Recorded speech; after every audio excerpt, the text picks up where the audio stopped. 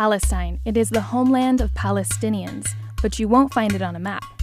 Where exactly is Palestine? To answer that, we need to go back to 1917. That's when British forces captured an Arab-majority region known as Palestine from the Ottoman Empire. They wrote the Balfour Declaration, which encouraged persecuted European Jews to join the Jewish minority already living there. By 1947, the United Nations had proposed a plan for both a Jewish state and an Arab-Palestinian state, but that never happened. War between Arabs and Jews broke out, and by 1948, the British had left, and the State of Israel was created. Palestinians call the event the Nakba, which means catastrophe. More than 700,000 Palestinians became refugees. The new country of Israel included more land than was initially proposed by the UN. But no Arab-Palestinian state was created. Palestinians were relegated to the West Bank, Gaza, and beyond. Then, in 1967, about 300,000 Palestinians fled territories taken by Israel in a war with neighboring countries. Nearly 400 Palestinian villages were destroyed. Since then, Palestinian land keeps disappearing on the map. Israel continues to build settlements in the West Bank in a separation wall that pushes out even more Palestinians. Today, the State of Israel now makes up a majority of what was once historical Palestine.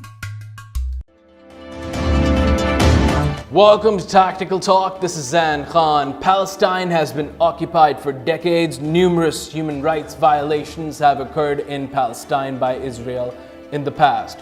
What is the case for Palestine? To discuss this topic, we have with us today Rania Khalek. Rania Khalek is an independent journalist reporting on the underclass and marginalized. In addition to her work for Truth Out, she's written for Extra, The Nation, Al Jazeera America. Welcome to our show, Rania Khalek. This is Zain Khan. It's a pleasure to have you on Tactical Talk. Well, thanks for having me on.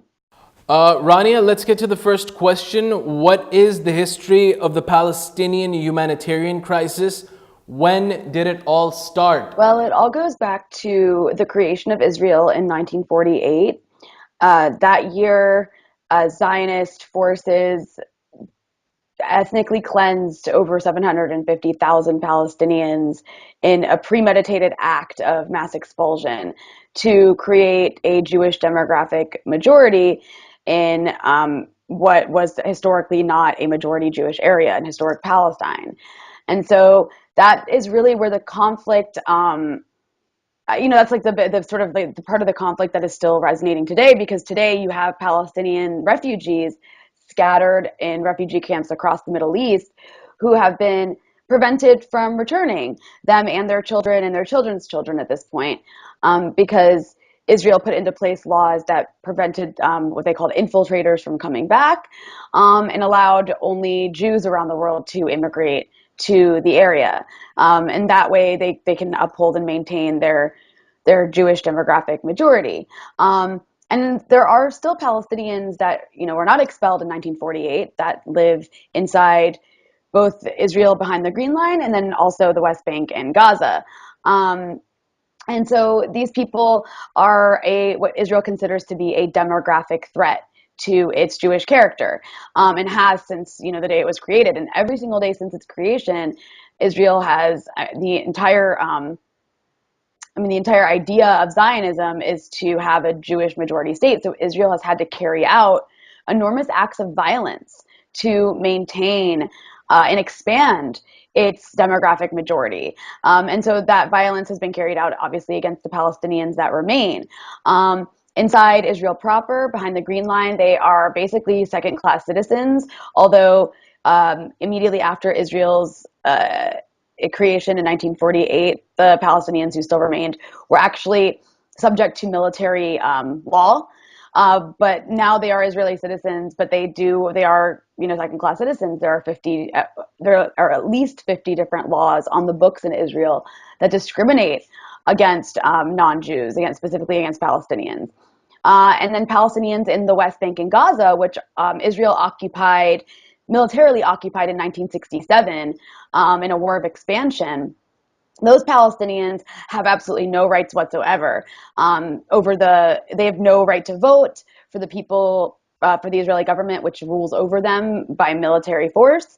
And they're slowly being pushed in and corralled into smaller and smaller areas in Israel, especially in the West Bank, where Israel continues to expand settlements on Palestinian land and continues to demolish Palestinian homes and push them into smaller and smaller walled off get little mini ghettos really across the West Bank. And then Gaza is a bit of a different type of situation where some 80% of the Palestinians in Gaza are refugees, the descendants of people who were kicked out of their homes in 1948.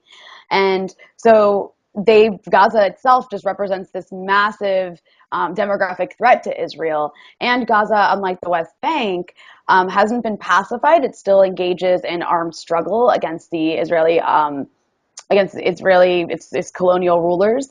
And so because of that, that's why we see Gaza often punished by Israel for its will to resist. Over and over again, since 2006, there have been there's been there have been four actually different military assaults on Gaza, each one in some cases more brutal than the next. And the last one we saw was in 2014 when Israel killed over 2,200 Palestinians in Gaza, the vast majority of whom were civilians, including at least 551 children. So Gaza is not, there's no settlements in Gaza at all, but like there is in the West Bank. But at the same time, Gaza is just this massive walled off ghetto surrounded by Israeli Navy gunboats, remote controlled machine guns, drones overhead. It's basically the world's largest prison encampment, if you will, who have been deemed unworthy of basic human rights because for the very only reason being that they're not Jewish. So it's a really horrific situation for Palestinians, and it has its roots in Israel's creation. And until that is addressed, until that massive crime against humanity is addressed, it's really difficult to recognize the ways that we can stop what's ongoing. Because what Israel's still doing today is still part and parcel of its Zionist ambitions to have this greater Israel with a Jewish majority. Why don't you give us some examples of the human rights violations done by Israel? So Israel is engaged in an illegal occupation of the West Bank and Gaza, where millions of Palestinians have absolutely no basic rights whatsoever. In the West Bank in particular, Israel has created this matrix of segregation, what we call apartheid, where there's settlements of Israeli citizens who've been moved into what is Palestinian land. And oftentimes Palestinians are kicked off their land and their homes are demolished to make room for settlements and the expansion of these settlements. And these settlers in the same area are subject to separate laws than Palestinians. There are separate roads for Israelis and Palestinians in the West Bank. There are separate courts for Israelis and Palestinians in the West Bank. Palestinians are subject to Israeli military courts, including Palestinian children. In fact, Israel is I believe, the only country in the world that has a specifically designed military court for juveniles, for minors. So even Palestinian children are subjected to this military court, and often interrogations and various levels of torture for basic things like throwing rocks at Israeli soldiers. Palestinians have to go through checkpoints, have long lines, and their freedom of movement is very, very limited. They're surrounded by walls. It's a very intricate, complicated makeup of walls and barriers and checkpoints that prevent Palestinians from moving around freely while allowing settlers to move around with as little engagement with the Palestinian population around them as possible. So this is very, very basic apartheid. This is the definition of apartheid. So that's one thing. And the occupation itself is another massive human rights violation that we see right now, descending into chaos with street executions against Palestinians. Last week, there was an Israeli soldier that was caught on video executing a Palestinian with a bullet to the head who was wounded on the ground. That's kind of a regular occurrence in that area. And then there's the situation of Gaza, which is much more extreme. There are no settlers in Gaza, but Gaza is basically closed off from the outside world, is subject to a siege by Israel from all sides, that cuts people off from coming and going, as well as from accessing basic supplies. And also, since the last military assault on Gaza, people there who have not been able to rebuild, people in Gaza are literally living in the rubble of their homes for the past 2 years, because Israel won't even allow concrete into Gaza. So it's a very urgent situation for Palestinians across the area. And every single day, Israel's engaged in war crimes that the world doesn't seem to really care about. What is the narrative of the Israeli government? Why are they doing all this? The Israeli government has tried to portray the conflict as one between this civilized Western-like nation called Israel and an irrationally hateful and violent and anti-Jewish population of Palestinians and Arabs more generally, who hate Israel not because of the occupation or because of the brutality they're subjected to by the Israeli government or the fact that they're denied basic rights, but rather hate Israel because Israel is a Jewish state that represents freedom and democracy. And so Palestinians are basically just portrayed as violent, fanatic, subhuman terrorists that have no legitimate grievances and shouldn't be taken seriously. And of course, that's not what's happening, right? Israel is not the victim of Palestinians. Palestinians are the colonized. They are the occupied. They are the victims in this scenario. Israel is a settler colonial state that is increasingly wiping Palestine off the map. I mean, in many ways, the narrative of the Israeli government is often a projection of what the Israeli government is doing to Palestinians. Israel often says, Palestinians want to throw us into the sea. Palestinians want to wipe Israel off the map. Palestinians want to destroy the Jewish state. Palestinians, Palestinians want to kill children. Palestinians want to bomb. Palestinians want to harm Israeli civilians. And in fact, the opposite is true, right? Like the opposite is the fact that Israel is the one that is literally erasing Palestine since 1948, and has actually thrown Palestinians into the sea in its mass expulsions. Palestinians had to, were literally pushed into the sea and had to take boats to go to refugee camps in Lebanon and Gaza.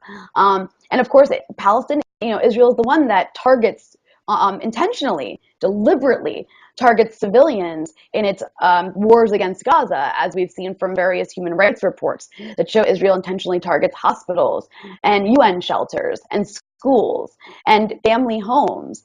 So the narrative of the Israeli government is basically a twist on what the Israeli government is actually doing to Palestinians. Why are the prominent world leaders turning a blind eye towards this issue? Well, there are a couple of reasons that world leaders don't take what Israel does seriously, don't prosecute Israel for its crimes, and actually shield Israel from any sort of accountability.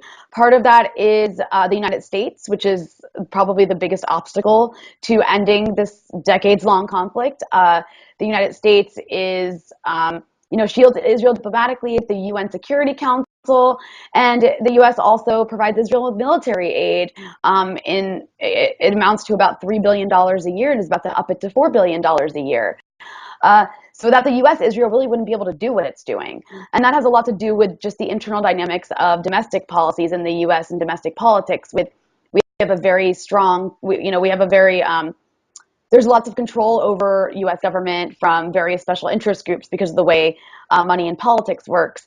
And so there's, the Israel lobby in the U.S. is one of the strongest and has a stranglehold over Congress. And that's why nearly every single U.S. official there's a consensus of unconditional, unwavering support for anything and everything Israel does.